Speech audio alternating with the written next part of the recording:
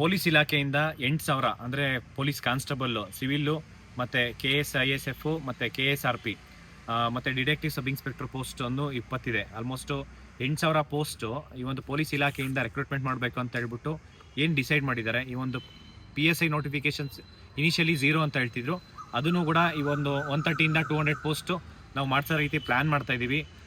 ಅದು ಬರೀ 150 ಪೋಸ್ಟ್ ಅಲ್ಲ, ಇದನ್ನು ಅಪ್ ಟು 600 ಪೋಸ್ಟ್ಗೆ ಆಗಬೇಕು ಅಂತ ಹೇಳ್ಬಿಟ್ಟು ಕಂಟಿನ್ಯೂಸ್ ಆಗಿ ಎಫರ್ಟ್ಸ್ ಆಗ್ತಿದ್ದೀವಿ. ಯಾವುದೇ ಕಾರಣಕ್ಕೂ 150 PSI ಪೋಸ್ಟ್ ನಾವು ಅಕ್ಸೆಪ್ಟ್ ಮಾಡಲ್ಲ.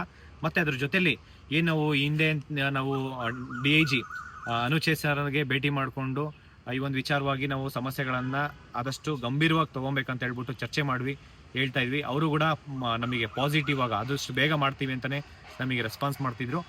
ಈ ಒಂದು ವಿಚಾರವಾಗಿ ಕಂಟಿನ್ಯೂಸ್ ಡಿಪಾರ್ಟ್ಮೆಂಟಿಗೆ ಭೇಟಿ ಮಾಡಿ ಫಾಲೋ ಅಪ್ ಮಾಡಿದಾಗ ಲಾಸ್ಟ್ ಟೈಮ್ ನಾನು ನಿಮಗೆ ಹೇಳಿದ್ದೆ, ಅಂದರೆ ಈ ಒಂದು ಪೊಲೀಸ್ ಇಲಾಖೆಯಿಂದನೇ ಒಂದು ಎಕ್ಸಾಮ್ಸ್ ಕಂಡಕ್ಟ್ ಮಾಡ್ಬೋದು ಅಂತ ಹೇಳ್ಬಿಟ್ಟು, ಯಾಕೆಂದರೆ 8,000 ಪೋಸ್ಟಿಗೆ.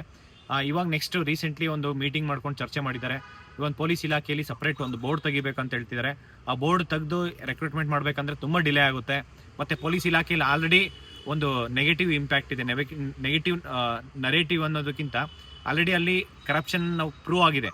ಸುಮಾರು 113 ಜನ ಕಲ್ಪ್ರಿನ್ಸ್ ಸಿಕ್ಕಿದ್ರು PSI ಸ್ಕ್ಯಾಮಲ್ಲಿ. ಮತ್ತು ಅಲ್ಲೇ ಆದ್ರೂ ತುಂಬ ಈಗಿರೋಂಥ DIG ಸರ್ ಎಲ್ಲ ಅವರೆಲ್ಲ ಎಷ್ಟೇ ಜೆನ್ಯೂನ್ ಇದ್ರೂ ಒಂದು ಸಣ್ಣ ಮಿಸ್ಟೇಕ್ ಆದ್ರೂ ಮತ್ತೆ ಅವ್ರಿಗೆ ಕೆಟ್ಟ ಹೆಸರು ಬರುತ್ತೆ ಅನ್ನೋ ಕಾರಣದಿಂದ ಇವತ್ತು KEಗೆ ಸುಮಾರು 8,000 ಪೋಸ್ಟು KE ಕೊಟ್ಟು ಎಕ್ಸಾಮ್ಸ್ ಕಂಡಕ್ಟ್ ಮಾಡಬೇಕು ಅಂತ ಹೇಳ್ಬಿಟ್ಟು ತುಂಬ ಅರ್ಜೆಂಟಲ್ಲಿ ಇದ್ದಾರೆ.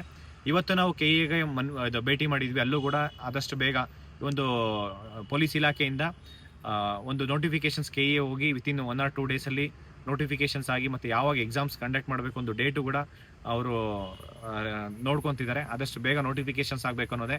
ಮತ್ತು ಇವನು DPRಗೆ ಇರ್ಬೋದು, ಸೋಷಿಯಲ್ ವೆಲ್ಫೇರ್ ಡಿಪಾರ್ಟ್ಮೆಂಟಿಗೆ ಇರ್ಬೋದು, ಎಲ್ಲ ಕಡೆ ಫಾಲೋ ಅಪ್ ಮಾಡ್ತಾ ಇದ್ದೀವಿ. ರೋಸ್ಟರ್ ಬಿಂದು ಬೇಗ ಆಗಬೇಕು ಅಂತ ಹೇಳ್ಬಿಟ್ಟು. ಇನ್ನು ತುಂಬ ಡಿಲೇ ಆಗ್ತಾ ಇದೆ. ಯಾಕೆ ನಾನು ತುಂಬ ಜನ ಸ್ಟೂಡೆಂಟ್ಸ್ಗೆ ಹೇಳ್ತಿದ್ದೆ, ಅಂದರೆ ಆಗಸ್ಟ್ ಸೆಪ್ಟೆಂಬರ್ ಹಿಂಗಾಗ್ಬೋದು ನೋಟಿಫಿಕೇಶನ್ಸ್. ಯಾವುದೇ ಕಾರಣಕ್ಕೂ ಇಲ್ಲ, ಅಲ್ಲಿ ತನಕ ಹೋಗೋದಕ್ಕೆ ಬಿಡೋದೇ ಇಲ್ಲ. ಯಾಕೆಂದರೆ ನಾವು ಆಲ್ರೆಡಿ ಜೂನ್ 3ನೇ ತಾರೀಕು ಬೃಹತ್ ಮಟ್ಟಕ್ಕೆ ಅಂದರೆ ಅನಿರ್ದಿಷ್ಟಾವಧಿ ಹೋರಾಟ ಮಾಡಬೇಕು, ಧಾರವಾಡಲ್ಲಿ ಮಿಚಿಗನ್ ಕಾಂಪೌಂಡ್ ಗ್ರೌಂಡಲ್ಲಿ ಹೋರಾಟ ಮಾಡ್ಬೇಕಂತ ಹೇಳ್ಬಿಟ್ಟು ಡಿಸೈಡ್ ಮಾಡಿದ್ದೀವಿ. ಇವರೇನಾದ್ರು ನೋಟಿಫಿಕೇಶನ್ಸ್ ಮಾಡಿಲ್ಲ ಅಂತಂದರೆ.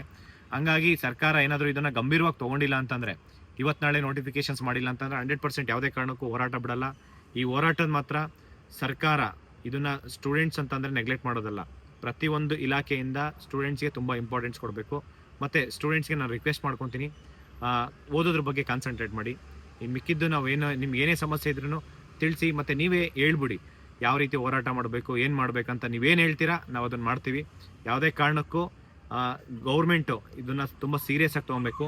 ಯಾಕೆಂದರೆ ನೀವು ಸೀರಿಯಸ್ ಆಗಿ ತೊಗೊಂಡಿಲ್ಲ ಅಂತಂದರೆ ಈ ಒಂದು ಸ್ಟೂಡೆಂಟ್ಸ್ ಆಸ್ಪಿರೆಂಟ್ಸ್ ಏನಿದ್ದಾರೆ, ಸ್ಪರ್ಧಾಕಾಂಕ್ಷಿಗಳು ಪ್ರತಿಯೊಬ್ಬರು ಗೌರ್ಮೆಂಟ್ ವಿರುದ್ಧ ತುಂಬ ಸೀರಿಯಸ್ ಆಗಿ ನಿಮ್ಮ ಸರ್ಕಾರನೇ ಬೀಳಿಸ್ಬೇಕು ಅನ್ನೋ ಲೆಕ್ಕಕ್ಕೆ ಯೋಚನೆ ಮಾಡ್ತಿದ್ದಾರೆ. ಯಾವುದೇ ಕಾರಣಕ್ಕೂ ಈ ಸತಿ ಮಾತ್ರ ಯಾವುದು ಸ್ಟೂಡೆಂಟ್ಸು ಒಂದಿನ ಹೋರಾಟ ಮಾಡ್ತಾರೆ, ಸುಮ್ಮನೆ ಮನೆಗೆ ಹೋಗ್ತಾರೆ, ಲೈಬ್ರರಿಗೆ ಹೋಗ್ತಾರೆ ಅಂತ ಸರ್ಕಾರ ಯಾವುದೇ ಕಾರಣಕ್ಕೂ ತಿಳ್ಕೊಂಬೇಡಿ.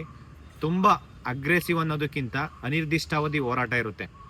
ನೀವು ನೋಟಿಫಿಕೇಶನ್ಸ್ ಮಾಡೋ ತನಕ, ಯಾಕೆಂದರೆ ಸರ್ಕಾರ ವಿದ್ಯಾರ್ಥಿಗಳನ್ನು ಮತ್ತು ರೈತರನ್ನು ನೀವು ಸಮಾಜದಲ್ಲಿ ಏನಾದರೂ ಎದುರಾಕೊಂಡ್ರೆ ನಿಮ್ಮ ಸರ್ಕಾರ ಯಾವುದೇ ಸರ್ಕಾರ ಇರ್ಬೋದು, ಅದು 3 ದಿನ ಇರಲ್ಲ. ಅರ್ಥ ಮಾಡ್ಕೊಳ್ಳಿ. ದಯವಿಟ್ಟು ಈ ಒಂದು ಸರ್ಕಾರ ಗಂಭೀರವಾಗಿ ಸೀರಿಯಸ್ ಆಗಿ ತೊಗೊಂಡು ಇಮಿಡಿಯೇಟ್ ನೋಟಿಫಿಕೇಶನ್ಸ್ ಮಾಡಬೇಕು. ಸ್ಟೂಡೆಂಟ್ಸ್ ಎಲ್ಲರೂ ಬಿ ಪಾಸಿಟಿವ್ ಆಗಿರಿ, ಎಲ್ಲರೂ ಒಳ್ಳೆಯದಾಗಲಿ. Thank you so much. ನಮಸ್ಕಾರ.